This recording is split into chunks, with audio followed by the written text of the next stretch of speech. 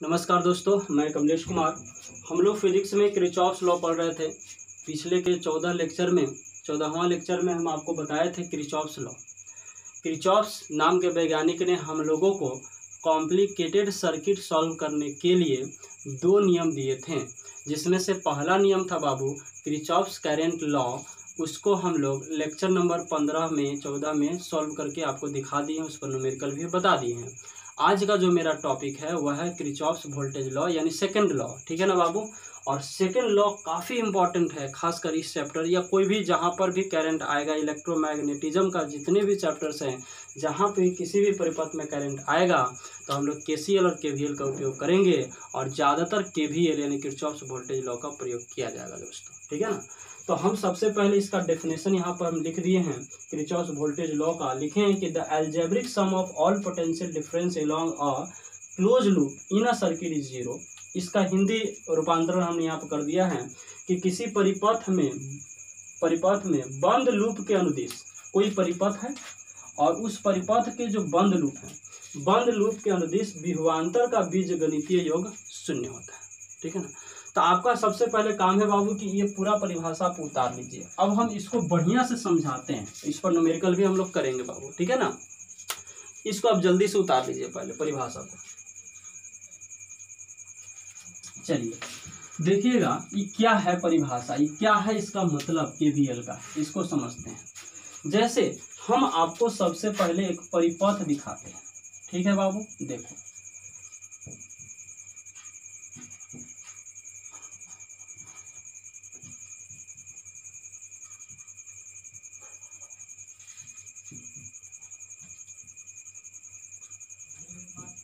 ठीक है, यह एक परिपथ है।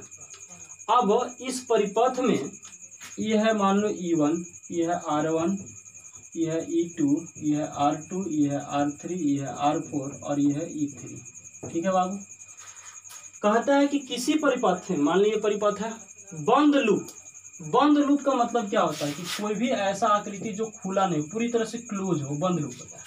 तो हम अगर इसमें पूछे कि बंद लूप क्या है, तो एगो ई बंद लूप हो गया पूरा, एगो ई हो गया बंद लूप और एगो ई पूरा बंद लूप हो गया। 3 बंद लूप है यहाँ पे। तो हम चलो आपको क्वेश्चन सिखाने के लिए सिर्फ हम कर रहे हैं कि किसी बंद लूप इसमें या इस पूरा में। ठीक है, तो हम इसको ले रहे हैं। ठीक है, अब देखना कि किसी परिपथ में, ये परिपथ है बंद लूप हो गया, क्लियर, के अनुदिश विभवांतर का बीजगणितीय योग 0 होता है। मतलब हम इस बंद लूप में सभी विभवांतर को, तो बंद लूप में मान लो कि बंद लूप हमको बनाना है, तो यहाँ से चलना शुरू करेंगे, ऐसे ऐसे ऐसे ऐसे चलते चलते चलते यहाँ पर आ जाएंगे, तभी ना बंद लूप होगा, है ना। बंद लूप कैसे होगा बताओ बाबू। तो बंद लूप होगा सर ऐसे चले ना, ऐसे ऐसे ऐसे ऐसे ऐसे यहाँ पहुँचे, इस बंद लूप, यहाँ पर भी बंद लूप है, ये पूरा भी बंद लूप है, तो हम इस बंद लूप में चलें। तो यहाँ से ऐसे ऐसे चलते चलते यहाँ पहुँचेंगे, या ऐसे ऐसे चलते चलते यहाँ भी पहुँच सकते हैं। अगर ऐसे चलें तो ये घड़ी की सुई की दिशा में चलें, अगर ऐसे चलें उल्टा तो घड़ी के विपरीत दिशा में चलें, है ना। तो कहता है कि किसी परिपथ में बंद लूप में के अनुदिश सभी विभवांतर को जोड़िए, है ना। तो सभी विभवांतर हो गए, इस विभवांतर को, इस विभवांतर को, इस विभवांतर को, इस विभवांतर को, यानी ऐसे ऐसे चलते चलते सभी विभवांतर को जोड़िए। और अगर आप सभी विभवांतर को जोड़िएगा तो कितना हो जाएगा, 0 हो जाएगा, है ना। तो किसी बंद लूप के अनुदिश इसके सभी विभवांतर का बीजगणितीय योग 0 होता है और इसी लॉ को किरचॉफ्स वोल्टेज लॉ कहा जाता है। अब इसमें एक वर्ड है बाबू, बीजगणितीय योग, इसको समझना है। बीजगणितीय योग, बीजगणित का मतलब प्लस माइनस साइन के साथ जोड़ना, है ना। यानी कि एक बंद लूप में प्लस माइनस साइन के साथ सभी वोल्टेज को जोड़ेंगे तो वो कितना होगा, 0 होगा। तो अगला क्वेश्चन ये है कि सर हमको कैसे पता है कि कौन प्लस है कौन माइनस है। आपका तो ये क्वेश्चन होना चाहिए, है ना। तो अभी हम लोग वही बताने वाले हैं, साइन कन्वेंशन, यानी कि किसको प्लस में लेना है और किसको माइनस में लेना है। क्लियर है। तो साइन कन्वेंशन अगर आप समझेंगे साइन कन्वेंशन, ठीक है, हम साइन कन्वेंशन बता रहे हैं। साइन कन्वेंशन बहुत सारे तरीके के हैं, अलग अलग बुक में साइन कन्वेंशन लेने का तरीका अलग है, लेकिन हम आपको वही बता रहे हैं जो सबसे सिंपलेस्ट, यानी जब जो सबसे अच्छा है सरल है ना। तो सरल तरीका में साइन कन्वेंशन है कि आप लूप में क्लॉकवाइज या एंटी क्लॉकवाइज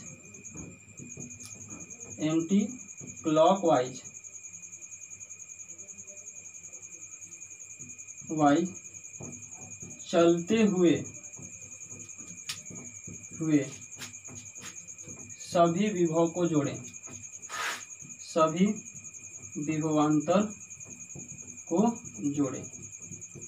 ठीक है दोस्त, यानी आप लूप में क्लॉकवाइज भी चल सकते हैं और एंटी क्लॉकवाइज भी चल सकते हैं। ठीक है, दूसरा, चलते हुए अगर बैटरी दिखाई दे,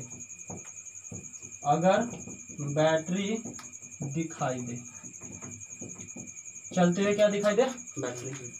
अब बैटरी दिखाई देगा तो दोस्तों जैसे हम यहां से ऐसे चलना शुरू करें तो बैटरी का 2 प्लेट होता है, एक बड़ा प्लेट और एक छोटा प्लेट। यानी आप चल रहे हैं और बैटरी ऐसे ऐसे आप चल रहे हैं इधर से, तो इधर से जाइएगा तो बैटरी का बड़ा प्लेट दिखाई दिया कि छोटा, बड़ा। तो अगर आपको चलते हुए बड़ा प्लेट दिखाई देगा तो विभव को प्लस में लेना। किस में लेना, प्लस में। अगर चलते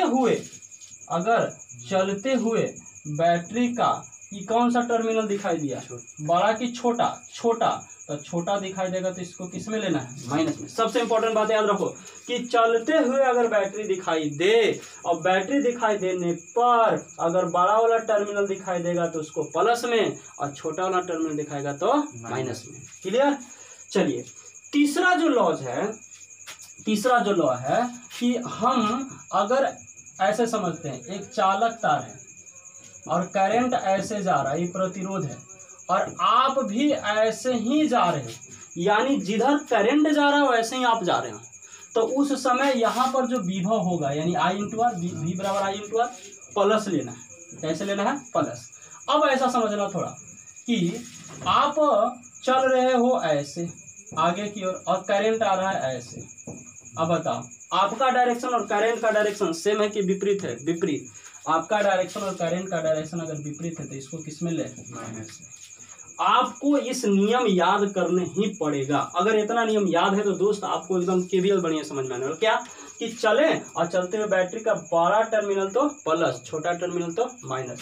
जिधर चले उधरे करंट चले तो विभव प्लस में, और उसके विपरीत दिशा में करंट चले तो विभव माइनस में। सबसे पहले इस साइन कन्वेंशन उतारिए। हमने आपको बता दिया है कि केवीएल के लिए अलग अलग किताबों में साइन कन्वेंशन अलग अलग होता है, लेकिन जो सबसे बेस्ट है उसके बारे में हम लोग पढ़े हैं। बेस्ट में हमने क्या बोला कि लूप में या तो आप क्लॉकवाइज चले या तो एंटी क्लॉकवाइज चले। क्लॉकवाइज चलते हुए अगर बैटरी का, या क्लॉकवाइज चलते हुए या एंटी क्लॉकवाइज चलते हुए बैटरी का धनात्मक टर्मिनल तो प्लस में, ऋणात्मक टर्मिनल तो माइनस में, और करंट की दिशा में ही चले और वहां पर प्रतिरोध भेटाई दे देगा तो प्लस में, विपरीत दिशा में चलेंगे तो माइनस में। इतना चीज याद रखना है। अब इस कॉन्सेप्ट को एप्लीकेशन करने के लिए हम आपको प्रॉब्लम से समझाते हैं, तब आपको और ज्यादा क्लियर होगा। तो आप सबसे पहले इस साइन कन्वेंशन को उतारिएगा। इस ग्राफ को आप नहीं उतारिए, साइन कन्वेंशन को जल्दी से। चलिए अब देखिएगा, ये हम यहाँ पर लिखे हुए ही छोड़ देते हैं, आपको एकदम सीखिए तब होगा। ये सीखना बहुत जरूरी है दोस्त के भी है, खासकर।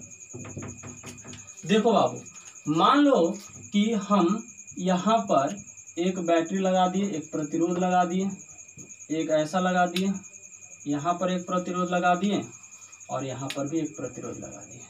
यह है R1, यह है R2, यह है R3, यह है E1, यह है E2। ठीक, देखो मान ले कि करंट ऐसे निकला, परिपथ में पहले से दे दिया है, अब करंट दे देगा, या तो आप मान के चलेंगे कि करंट इस बैटरी से निकल रहा है, तो ऐसे करंट निकला होगा। अब यहीं रुक जाएगा, ये नीचे जाएगा, करंट यहाँ पहुँचा होगा, यह करंट यहाँ पहुँचा होगा, यह करंट यहाँ पहुँचा, यह करंट यहाँ पहुँचा, फिर यह करंट ऐसे और यहाँ पर। जितना करंट निकलता है उतना ही आपस होता है ना। 10 एम्पीयर निकला तो 10 एम्पीयर ही यहाँ पर आएगा। क्लियर है। अब हमको इसमें KVL लगाना है। KVL का मतलब किरचॉफ्स वोल्टेज लॉ। KVL क्या कहता है, चलो पहला साइन कन्वेंशन क्या था कि आप इस लूप में ऐसे घूमे तो क्लॉकवाइज घूमेंगे, और या तो आप लूप में ऐसे घूमे तो एंटी क्लॉकवाइज, दोनों से आंसर सेम आएगा। तो पहले हम आपको कैसे दिखा दे, बोलो क्लॉकवाइज दिखा देते हैं, फिर हम कैसे घूम के दिखाएंगे, एंटी क्लॉकवाइज। अच्छा क्लॉकवाइज का मतलब ऐसे घूम रहे हैं, देखना ध्यान रखना। अब आपने आपको इससे जोड़ो कि आप कैसे घूमने वाले हो। आप ऐसे चल रहे हो यानी आदमी यहाँ पर था, ठीक। अब आपको बताओ आदमी यहाँ पर था, यहाँ पर था, यहाँ पर, तो ऐसे हम जा रहे हैं, ऐसे हम जा रहे हैं, ऐसे हम जा रहे हैं, ऐसे हम जा रहे हैं, फिर ऐसे आएंगे, फिर ऐसे आएंगे, फिर ऐसे आएंगे, फिर ऊपर पहुंच जाएंगे। जहां से चलना शुरू किया तो वहीं। अब थोड़ा ध्यान है, ये आदमी चला तो सबसे पहले कौन दिखाई दिया, प्रतिरोध की बैटरी, बैटरी, ये तो करंट है।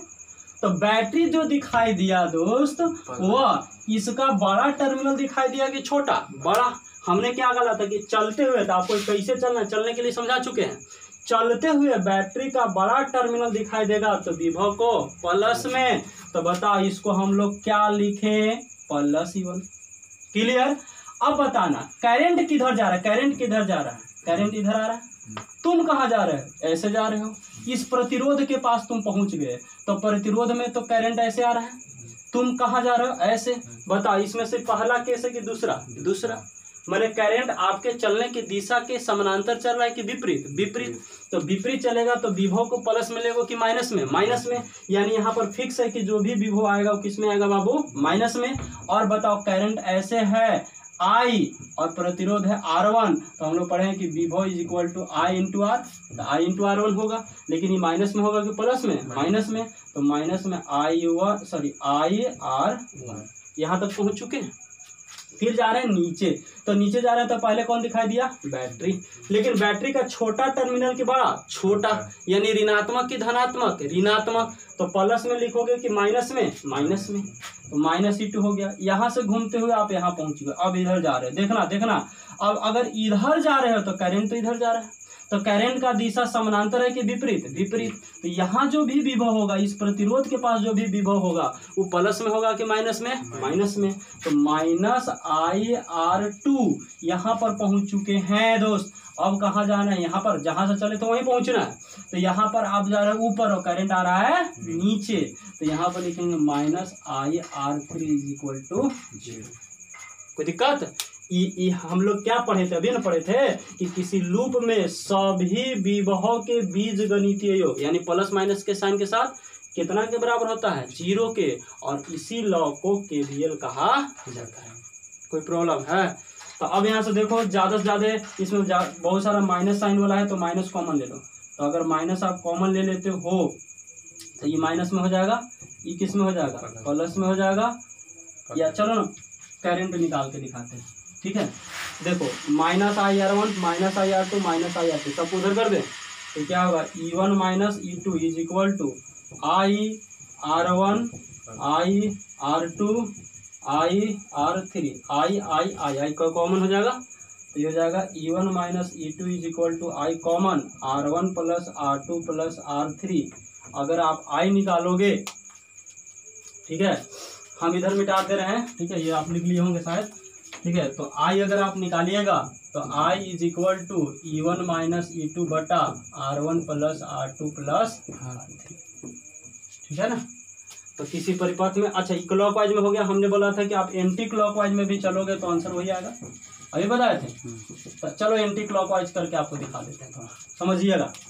यानी अब की जो चलने का दिशा है, ये बता, ये तो क्लॉकवाइज दिशा था, अब की आप ऐसे चलने वाले हो, अब की तो आप ऐसे चलने वाले हो, ऐसे, यानी जिधर करंट जा रहा है वैसे ही नहीं।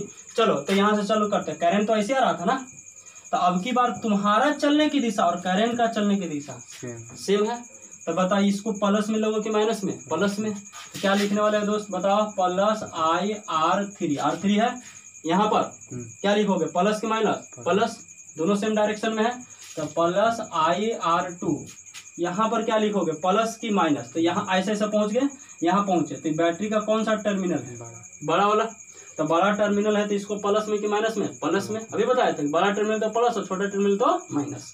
तो प्लस E2 यहाँ पहुंच गए, यहाँ पहुंच गया, ऐसे ऐसे चल रहे हो, बताओ ये पहले यहाँ से देखना, करंट भी ऐसे जा रहा है और प्रतिरोध भी, तुम भी ऐसे चल रहे हो, तो यहाँ पर जो प्रतिरोध है इसके कारण जो विभव होगा वो प्लस में कि माइनस में, प्लस में, दोनों सेम डायरेक्शन।